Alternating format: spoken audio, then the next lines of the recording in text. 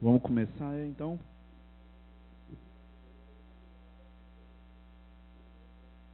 Intervalo é bom por isso, viu?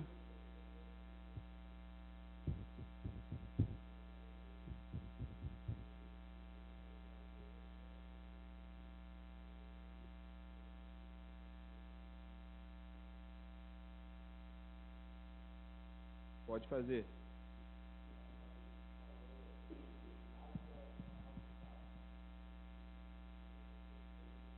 Não, eu não falei que casa de oração é chato. Falei que tem reuniões de oração que são chatas. É.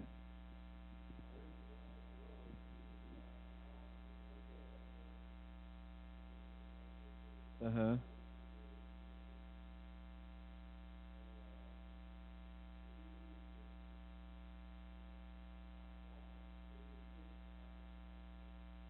Tem. Aham. Ótima pergunta.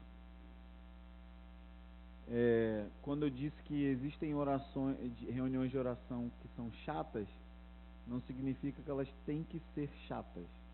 É diferente, né? Assim, acontece de ter reunião de oração que é chato pra gente, pra nossa perspectiva do que a gente quer.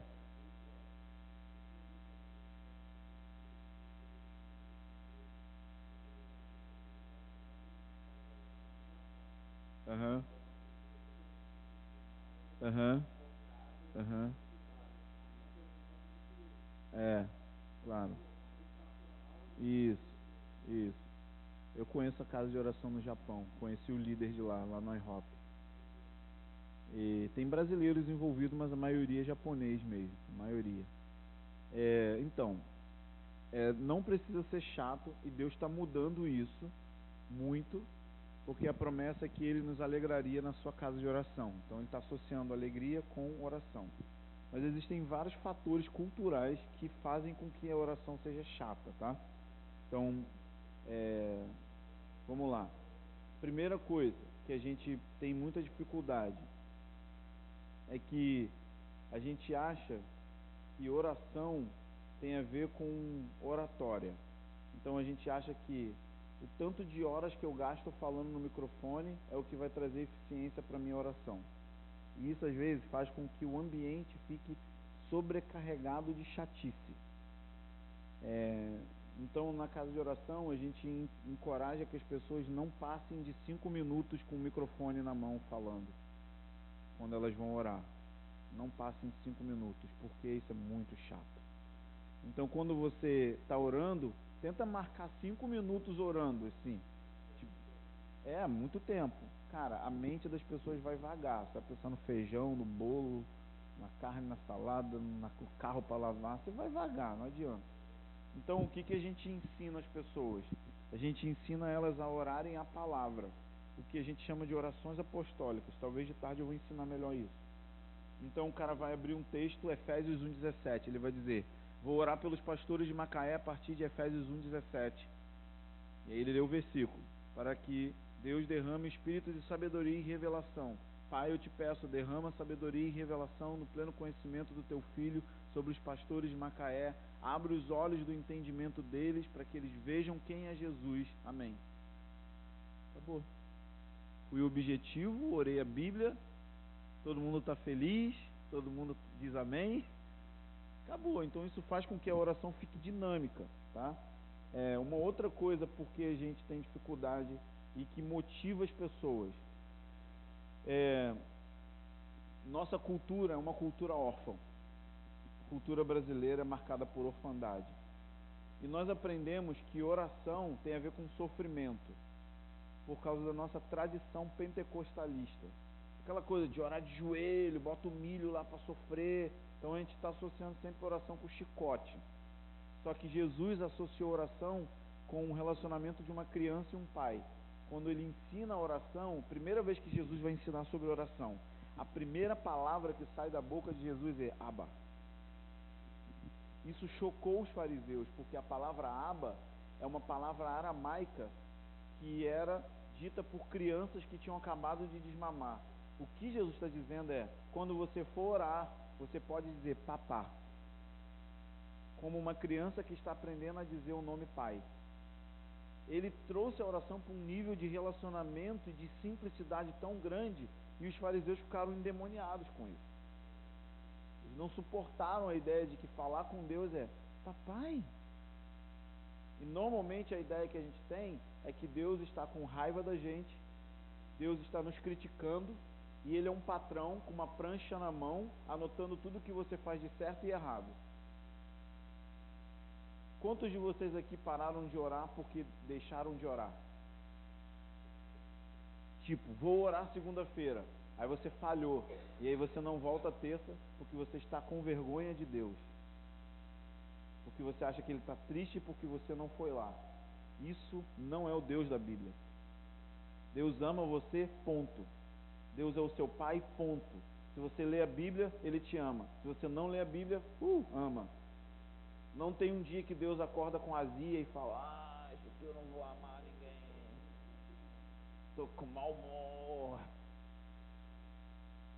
Então, nós precisamos ensinar sobre os afetos de Deus. Deus tem bons sentimentos ao nosso respeito. Deus está sorrindo. As Escrituras dizem que a ira dele dura um tempo e a sua alegria dura eternamente. Então 90% dos evangélicos, quando chegarem no céu, eles vão entrar em profundo choque de escândalo, porque eles vão encontrar um homem judeu de 33 anos dando gargalhadas. Porque a Bíblia diz que ele foi ungido com óleo de alegria mais do que os seus companheiros. Então, Deus está de bom humor sempre. Ele é a única pessoa que consegue se irar e se alegrar ao mesmo tempo, porque Ele é Deus. Então Deus, Ele não está contra você, Ele não está contra as pessoas. Deus não está condenando você. Quando Ele olha para a vida dos seus filhos, Ele vê o sangue do filho dele. E o que a gente pensa? Não, Ele está vendo o meu pecado. Não, Ele está vendo o sangue do filho dele que está sobre a sua cabeça. O sangue de Jesus resolveu o problema do pecado, mas a gente não acredita nisso. A gente quer ficar sempre fazendo alguma coisa para melhorar o nosso pecado, ou para ficar livre dele no sentido: vou ser aceito por Deus se eu fizer isso, vou ser aceito por Deus se eu fizer aquilo, eu preciso muito fazer isso aqui, e aí a gente começa a criar um cristianismo de performance, onde a gente acha que Deus aceita a gente porque a gente faz alguma coisa. Na verdade, Ele te aceita por causa da obra da cruz. Então a gente precisa ensinar as pessoas: Deus é Pai. E aí nós vamos criar um ambiente de oração um ambiente de oração agradável, sem peso, sem nada de condenação. Então o que sustenta o movimento de oração na IHOP é esse ensino: Deus me ama, mesmo quando eu peco. A Bíblia diz que Davi era um homem segundo o coração de Deus. Essa tradução é horrível. A tradução certa é segundo as emoções de Deus. Davi estudava o que Deus sentia, e ele descobriu que Deus continuou amando ele mesmo quando ele matou o marido de Betseba. Crer que Deus te ama quando você estiver no céu? Muito fácil. Crer que Deus te ama quando você está vendo pornografia? Duvido que na tua mente você não está sofrendo com o teu legalismo agora. Não, mas tem que andar em santidade. Isso é outro assunto, querido. Em santidade você anda na medida que você crê que Deus te ama. E quanto mais você crê que Deus te ama, mais perto dele você quer ficar. Você pecou, mas mesmo assim você se aproxima diante dele, sabendo que ele não está lançando no seu rosto condenação. E nesse lugar você vai ser santo. A nossa falta de santidade é por causa da falta de fascínio. Quando nós ficamos fascinados com uma coisa, nós gastamos tempo com aquilo. Pensa aí: jogo de futebol, videogame, praias. Por que a gente fica horas numa praia, tipo Arraial do Cabo, essas coisas? Porque o lugar é lindo. E você fica fascinado. E tudo que te fascina faz você ficar mais tempo. Então a nossa falta de santidade é por causa do nosso tédio espiritual. Por que tem tédio espiritual? Porque a gente acredita que Deus é um patrão. Patrão nosso que estás nos céus. É assim. Deus está com uma prancheta na mão, andando aqui, vendo: ô Bruno, Eu acho que não. Nota 0. Deus não quer produção, irmãos. Deus quer relacionamento. Deus não quer que você faça nada. Deus quer você. Mas eu tenho que evangelizar para Deus me aceitar. Aí eu preciso orar mais para Deus me aceitar. Eu preciso jejuar para Deus me aceitar. Eu tenho que fazer alguma coisa para Deus. Não. Eu só quero que você fique comigo. Existem dias que eu vou orar e eu nem tenho nada para falar. E eu só falo, Senhor, eu só quero ficar aqui contigo. Eu quero cultivar a sua presença. E eu fico em silêncio ouvindo uma música de adoração. E às vezes eu começo a ser tocado pelo amor de Deus, começo a chorar. Então, isso é outra coisa. A gente ensinou para as pessoas que orar é falar. Orar não é falar. Orar é ouvir.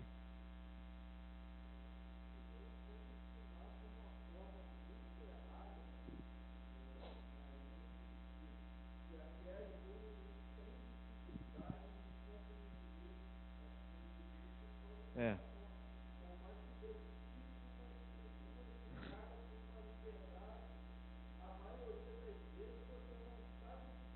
É.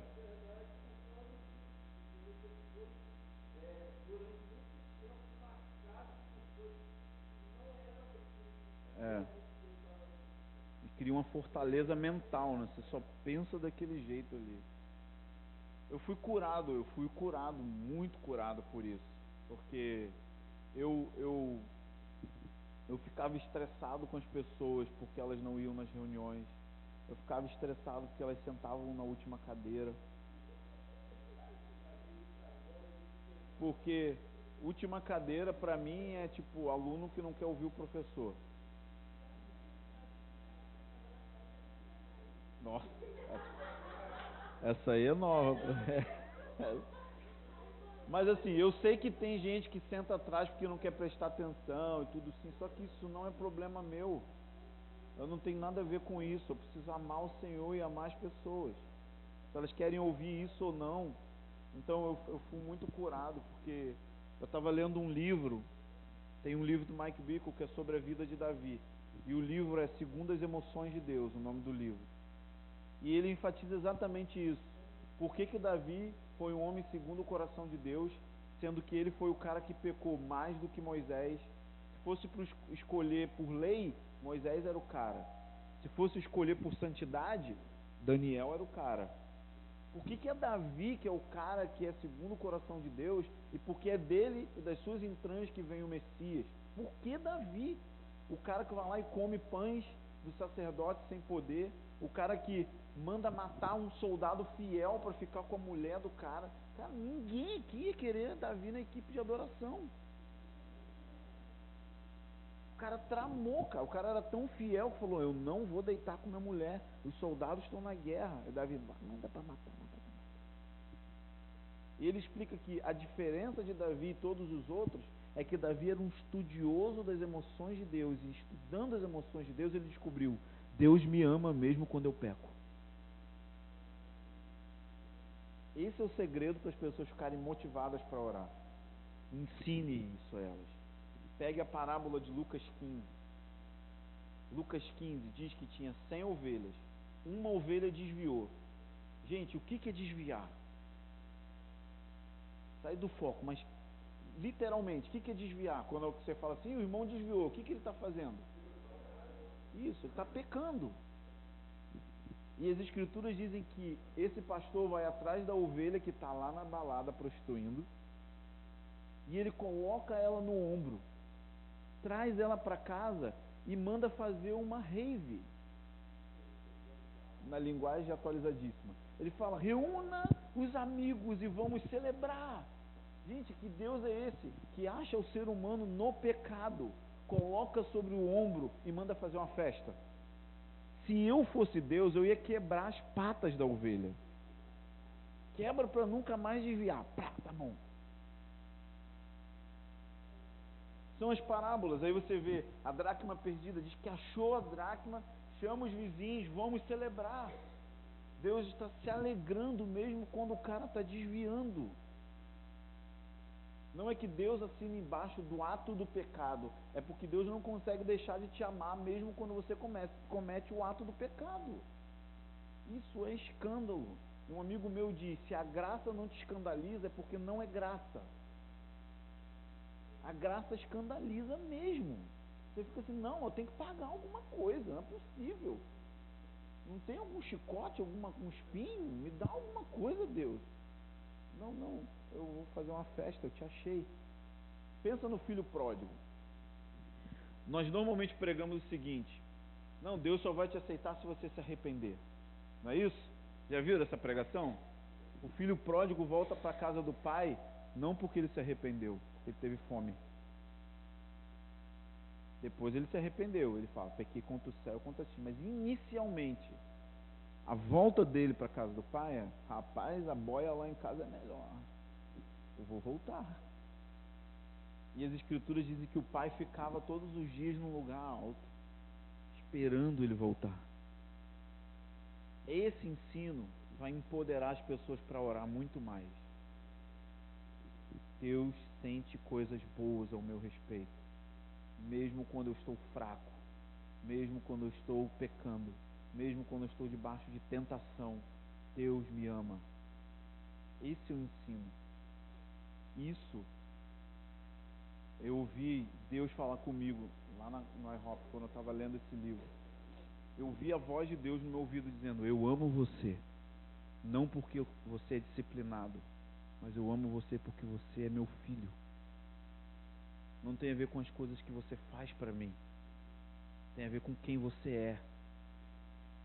Gente, isso parece talvez idiota para você, para mim foi muito poderoso. Eu voltei sem esses estresses de...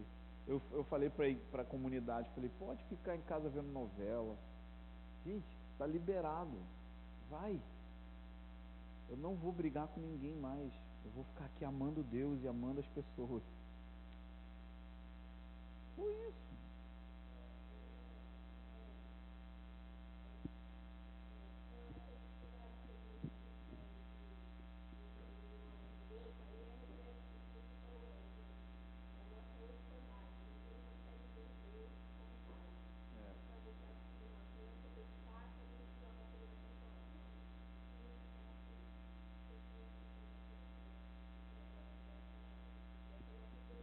É. Eu tenho um filho de 3 anos. Quantas vezes você acha que ele quebra as regras? Ele tem 3 anos, então é o que criança faz, gente. Criancice. Deus não vê você como um rebelde. Deus vê você como imaturo. Nós somos bebês para Ele. E a gente vai cair. E Ele vai estar lá para levantar a gente. Já pensou se seu filho, quando está aprendendo a andar, todas as vezes que ele cai, você vai lá e não, então eu vou quebrar suas pernas para você não andar mais. Ou vou te acorrentar aqui. Você fica caindo toda hora, que ridículo. Então, crer que Deus me ama quando eu for maduro é fácil. Eu preciso crer que Ele me ama na minha maturidade, na minha falta de compreensão dos seus sentimentos. Então, a gente precisa ensinar isso para os jovens, para os velhos, para toda a igreja. Ensine sobre o amor de Deus. Então, isso que eu deixo para vocês. Ensine sobre a teologia da alegria de Deus. Ensine para sua equipe isso. Estude esse assunto. Existem muitos materiais que eu posso indicar. Ensine sobre a teologia da alegria de Deus, do amor de Deus, da beleza de Deus. Gaste tempo com a equipe de vocês falando sobre isso. Segundo, ensine sobre a paternidade do Senhor. Ensine sobre a paternidade de Deus. Ensine que Deus me ama, ou que Deus nos ama da mesma forma que Ele ama Jesus. João 17:26. Para que o amor com que me amaste esteja neles. João 15:9. Assim como o Pai me amou, Jesus disse, eu também amo você. Sabe o quanto Deus te ama? Deus ama você igual Deus ama Deus. Esse é o tamanho do amor de Deus. Deus ama você igual Ele amou o Filho dele. Deus não ama mais Jesus do que você. Deus ama você igual Ele ama Jesus. É o amor da Trindade, onde o Pai ama o Filho por meio do Espírito. Esse é o tipo de amor que Ele tem pela igreja. Esse é o tipo de amor que Ele tem pelos filhos de Deus. Isso liberta as pessoas. Isso empodera a gente para cumprir o primeiro mandamento. Dá força ao nosso coração para amar Ele de todo o coração, alma e amar o próximo como a ti mesmo. Sabe por que eu não amava o próximo? Porque eu não me amava. É isso que a Bíblia diz. Ame o próximo como você se ama. Mas eu me odeio. E eu vou odiar as pessoas. O que é se amar? Se amar significa ser grato por aquilo que Deus fez na sua vida, aonde você nasceu, na família que você nasceu, a cidade que você vive. As pessoas vivem reclamando, eu odeio Macaé. Cara, ama a sua vida, cara. Deus te colocou em Macaé. Seja feliz. E como? Quando eu sei que Deus me dá poder para eu me amar no amor dele. Eu sou gonçalense, eu sou do Rio de Janeiro, minha cidade é calor. Se ame. Isso faz com que você passe a amar as pessoas. Ou seja, quando você se ama, você começa a amar pessoas como elas são. Mesmo com seus defeitos. Mesmo com os problemas que elas têm. Mesmo com diferenças de personalidade. Porque Deus ama elas daquele jeito. Isso vai criar uma cultura agradável de oração.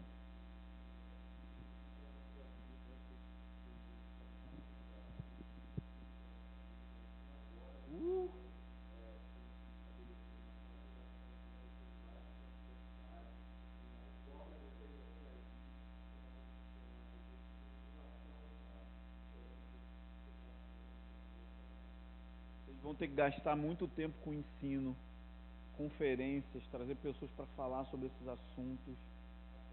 Vai levar tempo.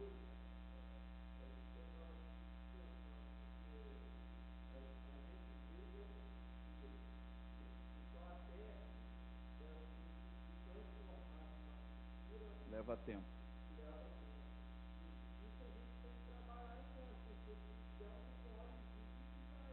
É.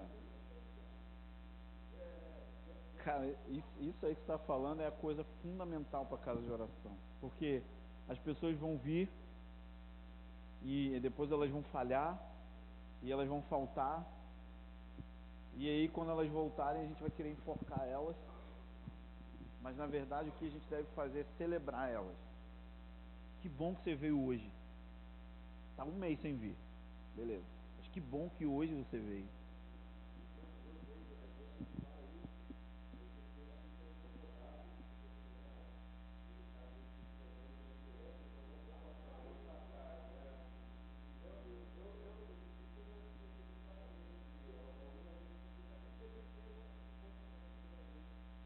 Mas é porque elas são órfãos. Então precisa insistir. É a ótica delas de Deus. O que ela está pensando? Deus também está me zoando. É o que elas pensam. Elas pensam isso. Então ela pensa que você também está fazendo a mesma coisa, entendeu? Então elas acham que você está contra elas porque ela acha que Deus está contra elas, porque elas não foram na sala de oração.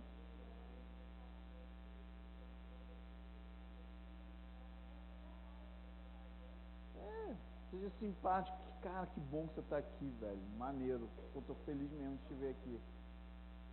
Tá bom. Celebre as pessoas, crie esse ambiente, porque elas vão falhar. E a gente precisa continuar no lugar do amor. Esse é o convite. Assim como o Pai me amou, eu vos amei. Permaneçam no meu amor. A gente quer permanecer no amor de Deus daqui a 10 anos, mas o convite de Jesus é permanece no meu amor hoje. Jesus gosta do hoje. Hoje eu permaneço no seu amor. Aí amanhã, de novo.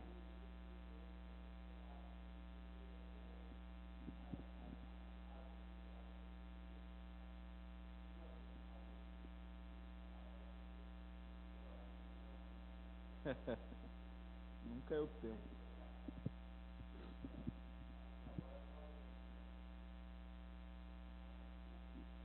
É. A gente precisa ensinar sobre a beleza de Deus. A beleza de Deus significa que em Deus estão reunidos todos os atributos morais de perfeição em uma única pessoa. Por exemplo, quando você olha para uma pessoa alimentando um pobre ou uma criança, o que você diz? Nossa, que bonito. porque aquilo é um valor moral correto. E isso vem de Deus. Então a beleza de Deus significa que não há ninguém como Ele. Quando os seres estão dizendo que Ele é santo, a palavra santo não é só o contrário de impuro. A palavra santo significa fora do comum. Assim, quando você unge uma cadeira ou quando você unge uma peça do tabernáculo, aquela lâmpada, aquele candelabro, não era como os outros candelabros, era fora do comum, porque foi separado para. Então, quando nós olhamos a santidade de Deus, a gente precisa entender que existe uma beleza transcendental ali, algo que é acima, uma coisa indescritível. João, falta-lhe palavras. Então, quando ele vai descrever a beleza de Deus, ele começa a falar: tem um cara lá que tem aparência de esmeralda. Ele começa a usar linguagem de pedras preciosas, porque faltou linguagem humana para descrever o que ele estava vendo de tão belo que é. Ele fala: tem um arco-íris de esmeralda, ele parece uma pedra preciosa. Ele fica assim: cara, como que eu vou descrever o que eu estou vendo? Eu não consigo descrever.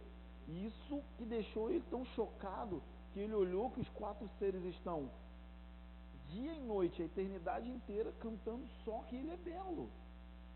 Porque eles estão vendo uma coisa: de frente está cheio de olhos, por trás também.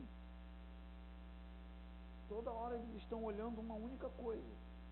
E eles não cansam de falar de tanta beleza que tem. O que torna a oração agradável é ensinar sobre a beleza de Deus. O Yong Cho perguntou para o Mike Bickle: o que você faz para botar 700 jovens orando direto? Ele: ensine sobre a beleza de Deus. Ensine que Deus é bonito, Deus é belo. Ensine as pessoas a contemplar a beleza de Deus. Isso vai fazer com que a oração se torne agradável. Nossa cultura é uma cultura de trabalho. Então a gente acha que oração é ficar brigando com o diabo. Satanás, eu te amarro, eu te pego, eu te dou um armlock, eu te quebro.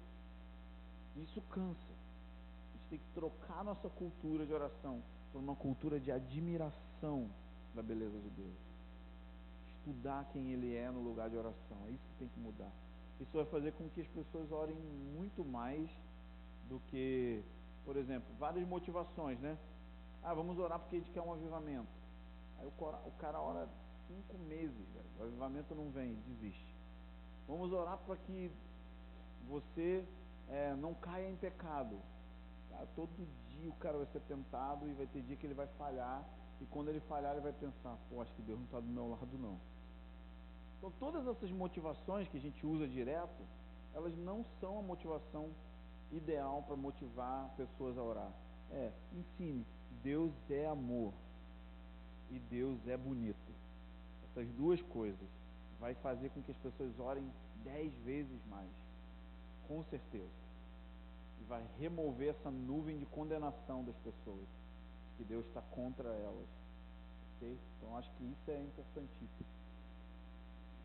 Só nas perguntas eu estou falando de coisas que eu ia pregar. Então é bem melhor perguntas. Tem mais perguntas?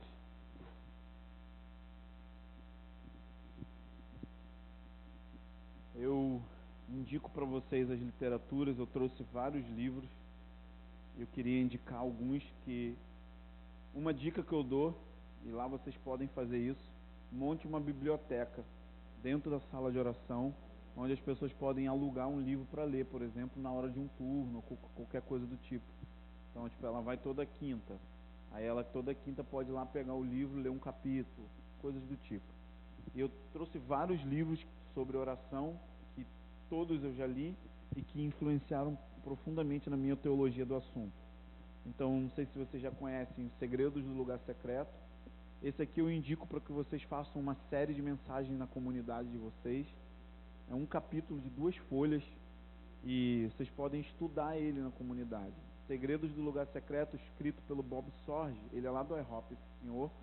Ele era líder de adoração da Cristo para as Nações e ele fez uma cirurgia. Erraram na cirurgia, ele perdeu a voz dele. Então ele não pode mais cantar para o Senhor. E nesse momento de silêncio ele escreveu esse material, que são vários segredos de como desenvolver uma vida no lugar secreto. Então esse é o melhor livro que eu já li sobre devocional. Como que você lê um livro que te aquece o coração, que te dá vontade de ir para o lugar de oração com uma linguagem simples e fácil. Então esse aqui, todos os obreiros da casa de oração precisam ler, precisam ter o seu, que tem gente que gosta de comprar um para 10, e isso é um livro para ter na cabeceira, para você ler vez após vez, rabiscar, ler uma vez por ano, é um livro incrível para isso. O outro, existem dois, que é o poder da oração intercessória e tem oração intercessória. Oração intercessória foi escrito primeiro, esse foi escrito depois. Então, teologia sobre intercessão. A primeira coisa que ele começa a falar nesse livro é: intimidade precede a intercessão. Esse é o ponto mais forte dessas duas literaturas do Dutch Sheets. Ele enfatiza muito isso, sobre a necessidade de você ter intimidade. A intimidade gera o peso de intercessão, e aí você ora de acordo com o coração de Deus e não de acordo com o que você quer. Então, sobre intercessão, esses dois livros são os melhores em português. Esse e o primeiro dele também. Esse aqui é um livro incrível. O título dele em inglês é Hospedando a Presença. Em português é A Presença, do Bill Johnson. Bill Johnson fala sobre pessoas que conseguiram não só ter unção, mas eles conseguiram hospedar a presença de Deus. E ele dá um exemplo muito legal. Como que você andaria se uma pomba estivesse no seu ombro? Será que você ia andar se batendo ou você teria cuidado? Então ele fala de homens avivalistas que quando eles entravam em um lugar, o ambiente mudava por causa daquilo que eles carregavam. Então o ponto que ele ensina é: você não precisa orar para Deus enviar sua presença. Você precisa orar para se tornar consciente daquilo que já está em você. E como que os avivalistas conseguiram tornar-se consciente de que dentro deles tinha algo glorioso, e eles conseguiam liberar isso em ambientes hostis, como ruas, trabalho, shopping, em lugares que não são lugares sagrados. Como liberar a presença de Deus nesses lugares, no seu emprego, na sala de escritório, as pessoas sentirem que quando você chega, você trouxe alguém com você. Você é um container da glória de Deus. Então é um livro incrível. Um amigo meu foi curado de depressão depois que leu. Ele disse que depois que ele leu o livro, ele acordava com vontade de fazer devocional. Assim. Incrível. Ele ia dormir ansioso para amanhecer, para ele poder ter o tempo dele de oração depois dessa literatura. Então eu tenho clássicos ali atrás. Da W. Tozer, foi o escritor que mais influenciou a teologia lá no IHOP. Embora ele não falasse de casa de oração, mas ele falava muito de adoração, muito sobre a presença de Deus. Então tem um livro dele que é fininho, um livrinho pequenininho ali, que é incrível, que fala sobre a presença de Deus. Então tem muito material ali, depois você pode dar uma olhada.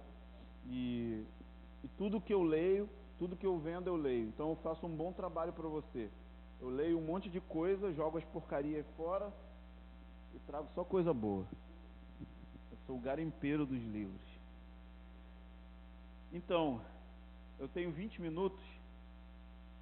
Tem? São meio-dia. Que horas que tem que parar? Meio-dia? Então terminei. É sério, 11h58. 2h30 a gente volta. Ok, valeu. Terminei.